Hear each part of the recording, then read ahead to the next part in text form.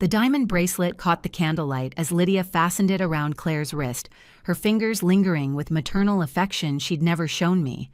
My throat constricted as I watched my mother-in-law clasp the jewelry, the same woman who'd handed me a Target gift card 30 seconds earlier with a smile that said this was generosity. "Happy birthday, Jennifer," she'd whispered, pressing the plastic into my palm like it was precious. Now Claire laughed, her head tilting back to expose the elegant line of her throat, and Grant's hand moved to the small of her back. Not professional, not accidental. The gesture of a man who'd already claimed what didn't belong to him. The dining room mirror reflected all of us. Lydia glowing with satisfaction, Claire radiant in her victory, and me, faded, small, clutching a $25 gift card while my husband touched another woman at my birthday dinner. "My name is Jennifer, I'm 38, and I used to teach marketing at the University of Tennessee. This is the story of how I stopped asking permission and started taking what was mine. For 6 years, I'd believed the lie Grant sold me, that a good wife didn't need her own career, her own money, her own voice. We married 6 years ago, and 2 years into our marriage, he convinced me to leave my job, promising security and partnership. 'You've earned rest,' he'd said, making surrender sound like victory. But rest became erasure. My paycheck disappeared into joint accounts I couldn't access. Credit cards came with spending limits and questions. 'Do you really need that?' Every purchase required justification. Every desire became negotiation. Lydia reinforced the cage with elegant words. As director of the White Hope Foundation, she spoke about legacy and image, about how a good wife protected her husband's reputation. 'That's how you help him succeed,' she'd say, and I'd nod, believing sacrifice was love. The Target gift card was still in my hand when Grant left the table, following Claire toward the kitchen. Through the doorway, I watched him lean close, whispering something that made her smile. My fingers tightened around the plastic until it bent. That night, after everyone left, I found Grant asleep in his office, laptop still open. A bank statement glowed on the screen. One line made my heart stop. Transfer to Haven Sun Holdings, Panama, $180,000. I photographed it with shaking hands. The next morning, I asked about it while making his coffee, keeping my voice light and curious. He didn't look up from his phone. "It's an investment. You wouldn't understand the paperwork." The same dismissive tone he'd used for years. The same assumption that I was too simple to grasp his world. But I understood enough. That afternoon, while he was at work, I searched his office systematically. Every drawer, every file, every hidden folder. The bank statements told a story of money flowing through shell companies in 3-month cycles. The White Hope Foundation's tax records, publicly available online, showed Lydia's signature approving charitable transfers to the same offshore accounts. In his email drafts, I found Claire's message. "The Foundation's transfer is complete. We'll move the next set Monday." 6 years of marriage, 4 years since I'd left my career, 4 years of being told I didn't contribute, didn't understand, didn't matter. And all along, they'd been using the charity his mother founded to launder money. I stood in front of the bathroom mirror that night, my reflection backlit by harsh fluorescent light. The woman staring back wasn't crying. She was calculating. In my old desk, buried under years of abandoned dreams, I found a notebook from my teaching days. On the cover, a quote I'd written for my students. "Knowledge is the only thing they can't take from you." I photographed every document, every bank statement, every transfer record, every email. The camera shutter clicked in the silence like a countdown. The next morning, I drove across Nashville to meet the only person I could trust. Marlon Pierce, one of my former students, now a financial crimes investigator. I'd kept in touch over the years, watching him build a career on integrity, while mine collapsed into dependence. He studied the photos on my phone for 20 minutes, his expression darkening with each swipe. When he finally looked up, his voice was steady, but grim. "Jennifer, you've uncovered a federal money laundering operation. If you move forward, you have 2 choices. Cooperate with the FBI or go down with them." The coffee shop suddenly felt too cold, too bright. What does cooperation mean? It means wearing a wire, recording conversations, gathering evidence while living with people who might hurt you if they find out. He leaned forward. It means your life becomes evidence in a federal case. I drove home through afternoon traffic, his business card in my purse. Federal Bureau of Investigation, Financial Crimes Division. Rain started falling, blurring the windshield, and I thought about Ethan, my 21-year-old son, finishing his senior year at Vanderbilt, who believed his father was a pillar of the community. At a red light, I called Marlon back. Set up the meeting. 2 days later, I sat in the FBI field office surrounded by gray walls and the smell of old coffee and institutional cleaning products. Assistant U.S. Attorney Sarah Hawkins sat across from me, her eyes sharp but not unkind. Mrs. White, we'll need verifiable evidence to open a case. If you cooperate, you'll receive immunity and protection. The cooperating witness agreement was 10 pages long. My signature at the bottom would destroy everything I'd spent 6 years building. The marriage, the social standing, the illusion of security. Or it would destroy the lies those things were built on. I'm not doing this for revenge, I said quietly. I'm doing it because my son deserves to know the truth about his father. The pen scratched across the paper. Sarah handed me a black pen, heavier than it looked. Recording device, she explained. Click the top twice to start, 3 times to stop. Send files daily through the encrypted app. Marlon's voice was gentle, but firm. Tell no one. Not your son, not your friends. If they suspect you're cooperating, you won't have time to call us. When I got home that evening, Grant was in the kitchen, his eyes searching my face. Where were you? I hung up my coat, keeping my movements casual. Lunch with an old colleague from the university. You remember Dr. Harper? He relaxed, pouring himself scotch. The one who couldn't keep a husband? What did you two have to talk about? I smiled faintly. Old times. That night, I clicked the pen twice while Grant was on the phone with Lydia in his office. His voice carried through the door, clear and incriminating. The Panama account clears tomorrow. Move another $150 to Haven's son by Friday. Lydia's response crackled through speakerphone. And Jennifer? Oblivious, she's too busy planning Ethan's graduation to notice anything. I stopped the recording, returned to the hallway, and uploaded it through the encrypted app in the darkness. I stared at the ordinary pen in my hand, plastic and metal transformed into a weapon. For the next 8 weeks, I lived a double life. Every morning, I played the dutiful wife, making breakfast, asking about his day, smiling at Lydia's condescending advice. Every evening, I uploaded recordings of phone calls, dinner conversations, foundation meetings where they discussed charitable distributions while planning their next transfer. Grant's watch appeared on the dresser one morning, odd since he never removed it. When I picked it up to move it to his nightstand, I noticed a tiny red light blinking beneath the face. He was recording me, too. I placed it back exactly where I'd found it and began performing for his surveillance. I searched cabinets anxiously, made calls to lawyers where I discussed divorce, but never money laundering, acted like a woman unraveling under pressure. Let him think I was weak. Let him think he'd already won. Lydia visited every Thursday with her Hermes bag and her pretense of concern. The White family has always valued dignity, she'd say, straightening the throw pillows in my living room like she owned the space. We don't air grievances publicly. Of course, I'd reply. Serving tea, I knew she'd criticize. I understand completely. I understood that she'd built an empire on fraud. I understood that she'd raised a son who believed women existed to be controlled. And I understood that both of them had underestimated the woman serving tea while wearing a federal wire. The 8th week, Claire sent me an email by mistake. Subject line: JW Panama Transfer Confirmation.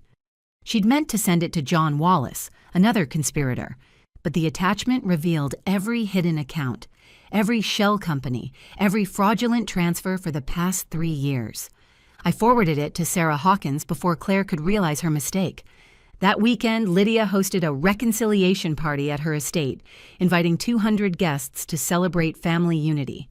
Grant gave a speech about the White legacy, about building futures and protecting what matters. The crowd applauded while I stood beside him, smiling, wearing the wire that recorded every word. In the powder room, Claire cornered me, her face pale. You read my email, didn't you? I washed my hands slowly, meeting her eyes in the mirror. There are a lot of JWs in Nashville, Claire. Maybe check your contacts before assuming. Later, from the library where I'd stepped away for air, I heard Lydia's voice through the door. If Jennifer opens her mouth, I'll handle it. The White family protects its own. I clicked the pen twice, capturing every word. That night, a text from Sarah Hawkins. We have everything we need. Arrest warrants issued for Monday's asset hearing. I stood at my bedroom window, watching Nashville's lights cut through the darkness. Grant had once told me I'd never understand his world. Now I documented every corner of it. On Monday morning, the courtroom was packed, filled with reporters and the polished faces of people who'd toasted our marriage at charity galas. The hearing was supposed to address our asset division in the divorce proceedings I'd quietly filed 2 months earlier. Grant sat in the front row beside his lawyers, that familiar, confident smile carved into his face like it had been purchased with his suit. Behind him, Lydia clutched her Hermes bag, and Claire sat rigid, still believing in the protection of the White name. I wore a simple gray dress and no jewelry. Let them see weakness one last time. Grant's attorney stood first, his voice smooth and practiced. Your Honor, Mrs. White has no career, no assets, no contributions to her husband's success. This is simply a vindictive attempt to access wealth she didn't earn. Each word landed like a calculated insult, but I kept my hands folded, my expression neutral. Then my attorney, Michael Reynolds, stood slowly. He placed a sealed white envelope on Judge Eleanor Green's desk. Your Honor, this is a supplemental filing submitted by my client, verified by the U.S. Attorney's Office for the Middle District of Tennessee. The room went silent. Grant's smile faltered. Lydia leaned forward, her knuckles white on her bag. Judge Green opened the envelope, reading line by line. Her expression shifted. Confusion, then disbelief, then something almost like amusement. She laughed, sharp and ringing, breaking the courtroom's tense silence. Oh, this is good. This is very good. Grant's voice cracked slightly. Your Honor? Mr. White, Judge Green looked up, her eyes bright with something between outrage and satisfaction. According to federal reports, your wife has been cooperating with the FBI for 8 weeks. All your offshore accounts, your foundation transfers, your shell companies, they're now part of a federal money laundering investigation. The courtroom doors opened. 4 FBI agents entered, warrants in hand. Grant lunged halfway out of his seat. This is insane. She doesn't know what she's doing. Actually, I said quietly, speaking for the first time all morning, I know exactly what I'm doing. I'm taking back the life you stole. Claire stood abruptly, her voice shaking. I didn't know. I was just following instructions. Signing falsified documents makes you an accessory, Ms. Donovan, Judge Green said crisply. You can explain your ignorance to the federal prosecutors. Lydia's composure finally shattered. My son is innocent. This is a conspiracy orchestrated by a bitter, ungrateful... Your signature is on the Panama files, Mrs. White, one of the agents interrupted, stepping forward with handcuffs, along with your son's. Grant's face went gray as they cuffed him. He looked at me across the courtroom, and for the first time in 6 years, I saw genuine fear in his eyes. You don't understand what you've done, he said hoarsely. They'll destroy you. I met his gaze steadily. I understand perfectly. I've spent 6 years being destroyed. Today, I chose to do it on my own terms. The cameras flashed as the agents led him away. Judge Green struck her gavel once, her expression calm but satisfied.